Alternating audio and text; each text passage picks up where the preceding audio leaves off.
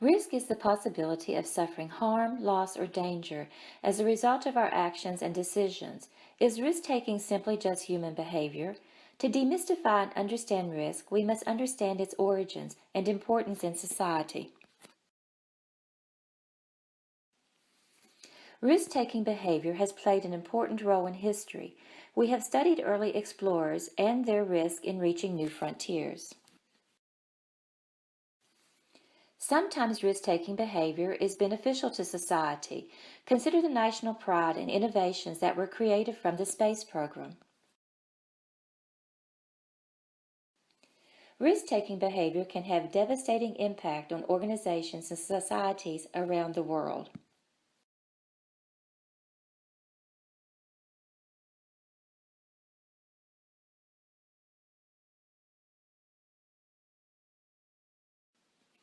Risk-taking behavior can be catastrophic with both personal and national losses.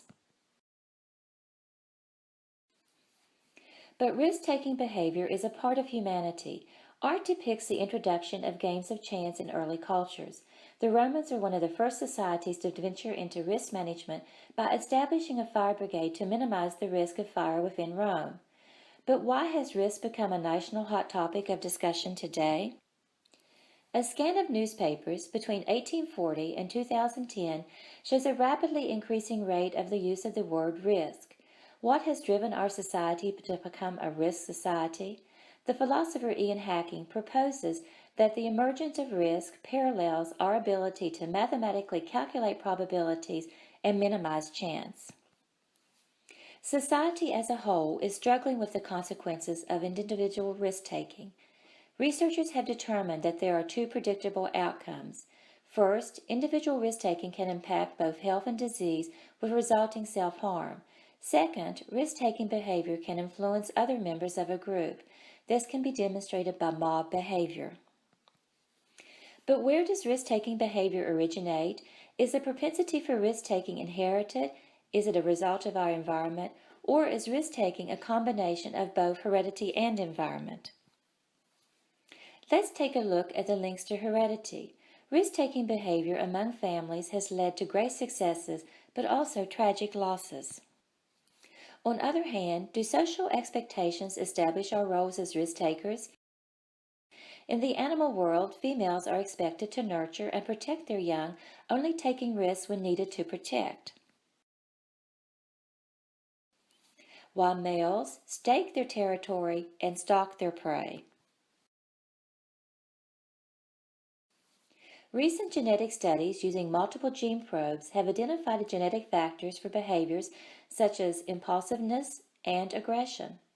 In humans, what do animal models tell us about the origin of risk?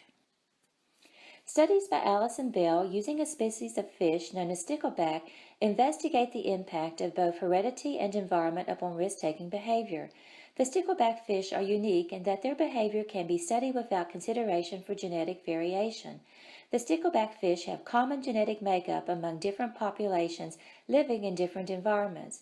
The stickleback also proved to be appropriate models for study because the neuroendocrine systems underlying risk-taking behaviors are the same as those in humans.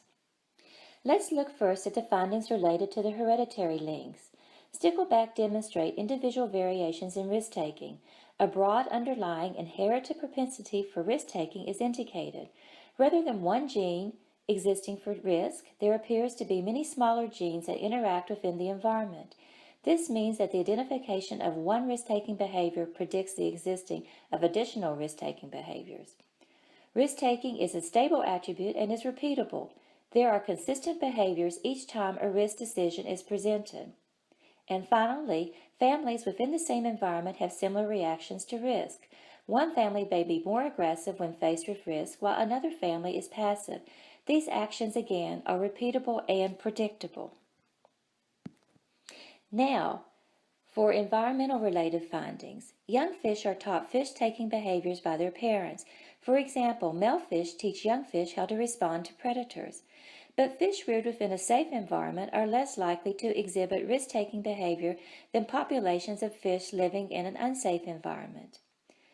The activity of foraging for food is a constant theme in risk-taking behavior.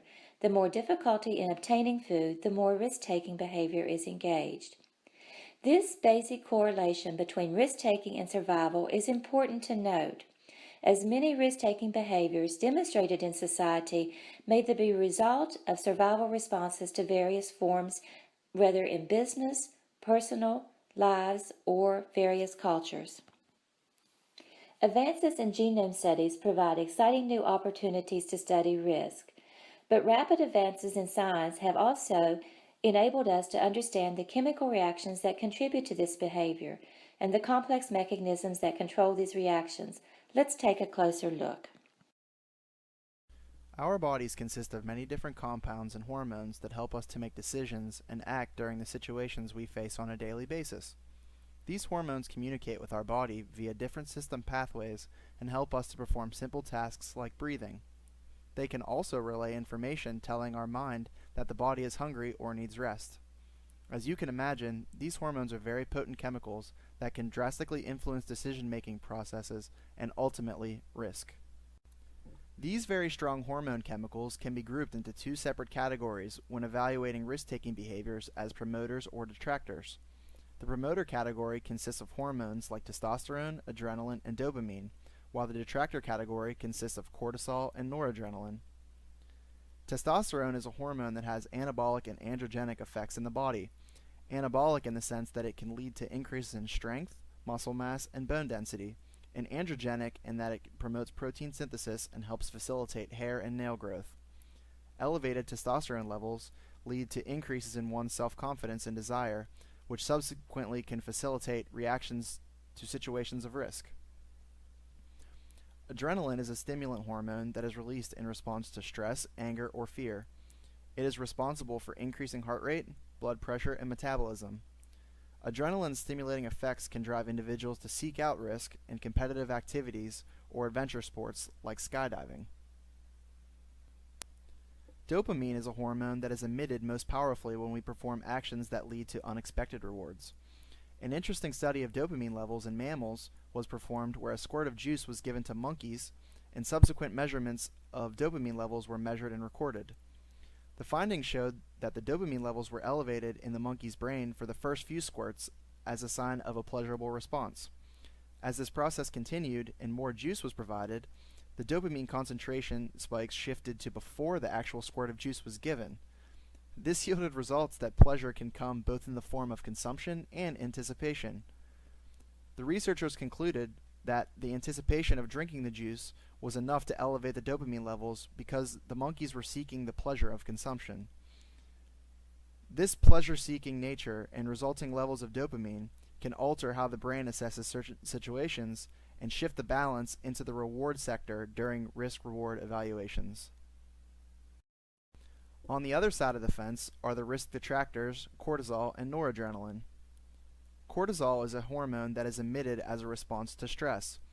Cortisol primarily increases the glucose or sugar concentration in the bloodstream, which in turn enhances bodily tissue repair.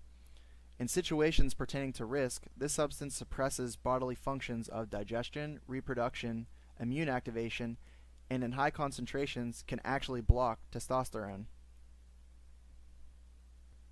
Noradrenaline is also a stress hormone, much like adrenaline, which stimulates heart rate, oxygen supply, and helps to focus the brain on surrounding details to respond accordingly. Noradrenaline helps to enhance subsequent learning and guides us to make decisions based on information rather than gut feel, which can dissuade individuals from partaking in risky ventures. As we talked about earlier, risk-taking can create extremely positive outcomes such as landing on the moon, or negative outcomes like the stock market crash. Secondly, risk-taking behavior originates through heredity, an associated environment or situation, or a combination of these factors. And finally, our bodies can influence risk-taking behavior through the emission of powerful hormones that can ultimately sway decision-making processes and give us the necessary push to take risk or to coax our minds to shy away.